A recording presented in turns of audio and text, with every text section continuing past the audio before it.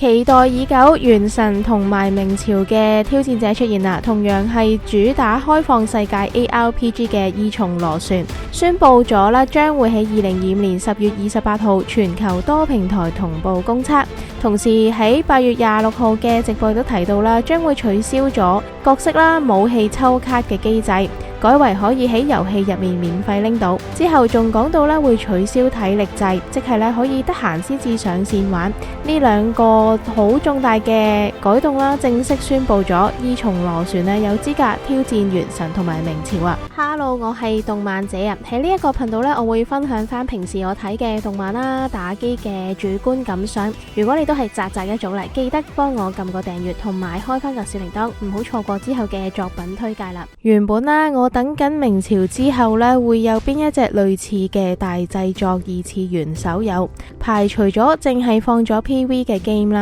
測試服之後，主要認為呢有3隻呢係比較突出嘅，包括係二環、終末地同埋藍色星願。而本身異蟲螺旋呢，我3測之後呢都唔係好睇好嘅，主要呢原因係覺得佢冇乜特色，又冇乜創新。乜嘢係創新呢？首先簡介下二環啦、終末地同埋藍色星願先。二環特色啦，在於日系動漫開放世界 GTA， 可以買樓買車、揸車搭車搶車啊！自由度高之餘啦，劇情同埋戰鬥演出，去到人物同埋場景建模啦，都係一流。網上已經有唔少二環攝影師啊，喺呢一個動漫世界咧周圍影相。有睇開動漫嘅話咧，都好難抗拒呢一隻 game 啊。至於終末地咧，就行工業風，有一個其他遊戲冇嘅工業模擬建造系統啊。當你辛辛苦苦啦，起大地圖起晒啲嘢啦，所有素材都可以被動收入咁樣多到用唔晒，可以利用建築快速移動，甚至打怪，成就感啦都好大。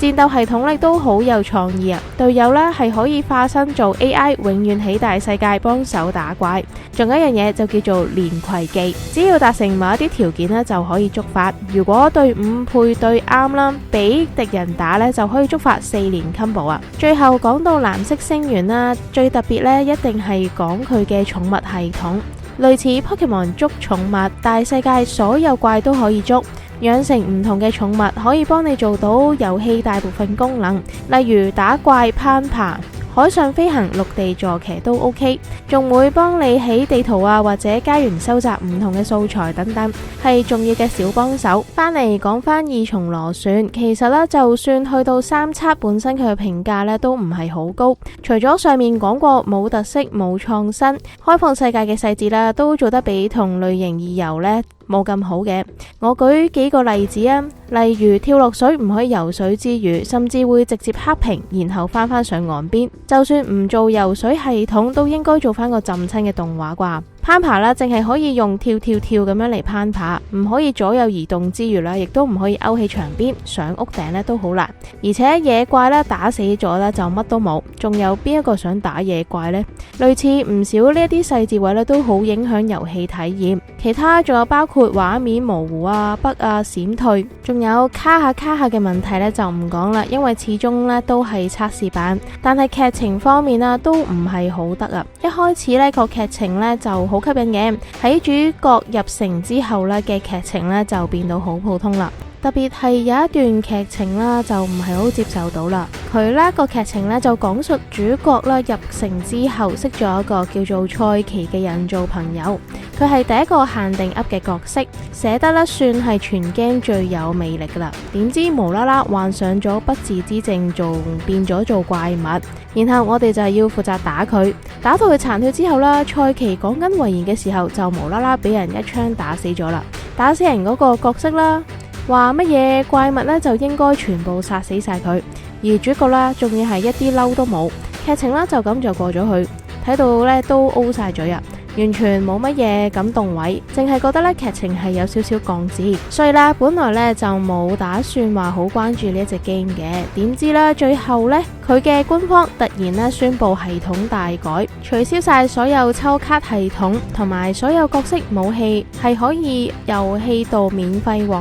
獲得途徑啦，主要係刷碎片嘅方式，而官方呢亦都保證角色同埋武器呢唔會限時獲得，一出現呢，就係永世喺度俾你慢慢刷，而刷素材嘅副本啦，淨係會跌落一個角色嘅碎片，唔使賭運氣會出邊一個角色嘅碎片啦。同時呢，亦都唔會有體力制嘅存在，意思呢，即係可以一段時間唔上線，再一口氣刷爆啲素材，好適合一啲休閒嘅玩家。睇到呢一度啦，相信好多人都想問啦，呢一隻 game 咁到底點樣賺錢呢？佢主要分咗幾點，第一點啦就係角色武器碎片呢都可以喺翻佢嘅商城度買到嘅。如果唔想慢慢刷素材呢，可以直接去商城度買。第二點就係外觀系統，包括角色啦、武器、飾品啊，甚至係角色背景等等啦，都有唔同嘅外觀，要去商城呢俾錢購買嘅。官方呢話唔同節日呢亦都會出翻相應嘅外觀嚟應景嘅，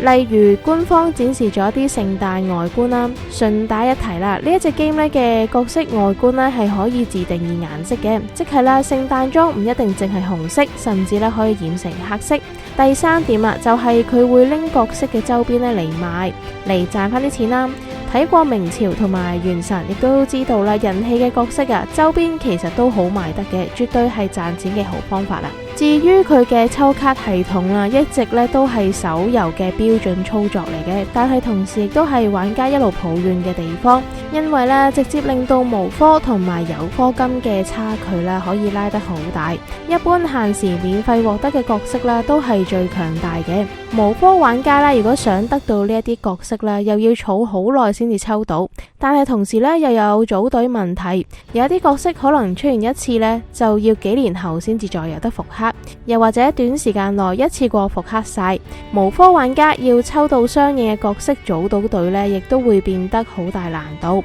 就算每日上線打晒所有活動，都唔知要幾耐先砌到一隊。所以呢，二重螺旋喺呢一方面呢，可以話係為手遊帶嚟大幅度嘅進步。如果佢刷素材嘅機率同埋碎片嘅定價調整得好嘅話呢，有玩開手遊嘅人士基本上呢都會嚟試下呢隻 game，甚至可以一路玩落去。最後真係成功嘅話呢，就可以造成革命啊，令其他手遊商產生危機感，可能會模仿呢一種方式賺錢，又或者增加翻更加多嘅角色武器獲得嘅途徑，對大眾玩家嚟講啦，係一個好好嘅消息啊！